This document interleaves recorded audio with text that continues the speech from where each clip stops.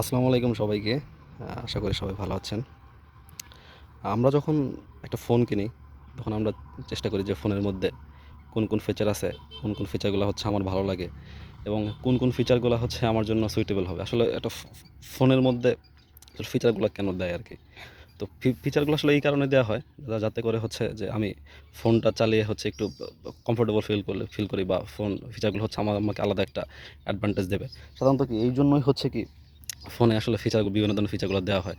ঠিক আছে? তো সেমভাবে হচ্ছে আমরা যখন একটা বাইক কিনি তো বা মোটরসাইকেল কিনি, তো আমরা চেষ্টা করি যে আসলে যে আমি যে মোটরসাইকেলটা কিনতেছি, সেই মোটরসাইকেলের মধ্যে আসলে আমি কোন ফিচারটা পাচ্ছি।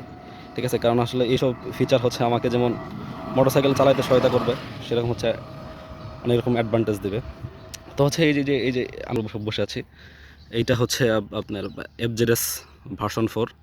তো দেখেন এই এফজেডএস ভার্সন 4 এর মিটারটা হচ্ছে কত সুন্দর এবং হচ্ছে কত বড়। এটার মধ্যে হচ্ছে কত ইনফরমেশন দিচ্ছে দেখেন। এটা হচ্ছে টাইম, এইটা হচ্ছে আরপিএম, ঠিক আছে? এইটা হচ্ছে কত কিলো চলছে হচ্ছে এইটা, ঠিক আছে? আর এটা হচ্ছে কত ঘন্টা কিলোমিটার চলতেছে হচ্ছে এইটা। তারপর এটা তো ফুয়েল পাম্প দেখেন। তো এইসব বিষয়গুলো সাধারণত হচ্ছে ফিচার। ঠিক আছে? যে আমি একটা মোটরসাইকেল চালাচ্ছি, বাইক চালাচ্ছি, তো আমি আসলে কোন বিষয়গুলো সুবিধা পাচ্ছি। যেমন আমরা যখন তেল শেষ হয়ে যায় বা হচ্ছে তেল যখন হচ্ছে আমরা পাম্পে গিয়ে ভর্তি করি, তখন আমরা আসলে এই বিষয়গুলো দেখতে পারি যে আমার তেল কোন পর্যন্ত আছে বা হচ্ছে আমি গাড়ি কত স্পিডে চালাচ্ছি বা হচ্ছে আমার গাড়ি কত কিলো চলতেছে। তো এইসব বিষয়গুলো হচ্ছে কি আমরা সাধারণত এই মিটারের মধ্যে হচ্ছে দেখতে পারি। তো এই মিটারের মধ্যে একটা গুরুত্বপূর্ণ যে জিনিসটা সেটা হচ্ছে মিসিং, সেটা হচ্ছে একটা গিয়ার ইন্ডিকেটর, ঠিক আছে? তো এই যে বাইকটা, এই বাইকটা প্রায় হচ্ছে ৳৩,০০,000, ঠিক আছে? তো ৳৩,০০,000 একটা বাইকে একটা গিয়ার ইন্ডিকেটর থাকবে না, এটা তো কিছু হয় না, ঠিক আছে? তো একটা সময় হয় যে যখন হচ্ছে বাইক চালাতে অভ্যস্ত হয়ে যায়, তখন হচ্ছে গিয়ার ইন্ডিকেটরের প্রয়োজন হয় না। তো আপনারা অনেকে বলবেন যে গিয়ার ইন্ডিকেটরের দিকে তাকানোর সময় কোথায়? আর আমি বলব যে ভাই, তাকানোর অবশ্যই সময় আছে এবং জিনিসটার প্রয়োজনও আছে।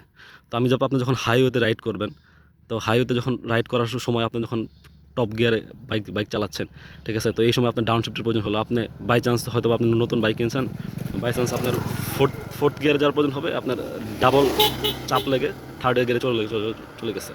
আবার আপনি যখন হচ্ছে একটু পাওয়ার চাবেন, আপনি তো মনে করছেন যে ফুট গিয়ার আছে, যে বাইকে যথেষ্ট পাওয়ার হবে, গতি হবে, কিন্তু আপনি দেখছেন যে সে আসলে সেরকম ফল পাচ্ছেন না। আবার ধরুন আপনার কোনো বন্ধু বা ফ্রেন্ড সার্কেল হচ্ছে বাইকটা চাইলো, তো তারা তো আর বুঝতে পারবে না যে গিয়ার ইন্ডিকেটর নাই, তো গিয়ারটা কীভাবে মেনটেন্স করবো। তারা দেখা যাবে যে তারা গিয়ার বক্সটাই ফাটাই ফেলছে, ঠিক আছে?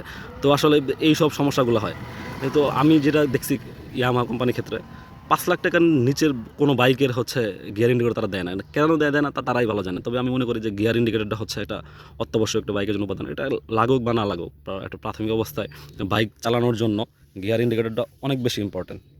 কারণ গিয়ার ইন্ডিকেটর থাকলে তো অসুবিধা নাই। কিন্তু না থাকলে আসলে বিভিন্ন সমস্যার সম্মুখীন হইতে হয় আরকি। বিশেষ করে যারা নতুন অবস্থায় বাইক চালান বা বাইক চালানো শিখতেছেন। তো যারা হচ্ছে ইয়ামাহার এইসব বাইকগুলা কিনবেন, যেমন হচ্ছে এফজেড সিরিজের বাইক বা হচ্ছে আপনার এফজেড এক্স বা এফজেড 2025 বা এফজেড ভি টু, এদের কোনোটার মধ্যেই কিন্তু হচ্ছে গিয়ার ইন্ডিকেটর নাই। তো যারা হচ্ছে ইয়ামাহা এফজেডের সিরিজটা কিনবেন, তো তারা কিন্তু অবশ্যই একটু মাথায় রাখবেন যে আমি কিন্তু হচ্ছে গিয়ার ইন্ডিকেটরটা পাবো না। তো এই জিনিসটা মিসিং আছে, এটা ভেবেই হচ্ছে আমাকে বাইকটা চালাইতে হবে। তো আরেকটা বিষয় হচ্ছে যে ৳৫,০০,০০০ নিচে ইয়ামাহার কোম্পানি ৳৫,০০,০০০ নিচের বাইকের কোনো ইন্ডিকেটর দেয় না। এটা কেন দেয় না আল্লাহ মাহমুদ জানে। সব যেগুলো দামি বাইক সেগুলোতে তারা হচ্ছে শুধু গিয়ার ইন্ডিকেটর দেয়। আর ইয়ামাহা যেসব বাইক বাংলাদেশে আমদানি করে, সেই সব আ ছাড়াও তো আরও অনেক বাইক আছে, ঠিক আছে? তারা যে কেন যে বাইসা এই নিম্নমানের যে বাইকগুলা সেইগুলা তারা আমদানি করে, তারাই ভালো যে জানে।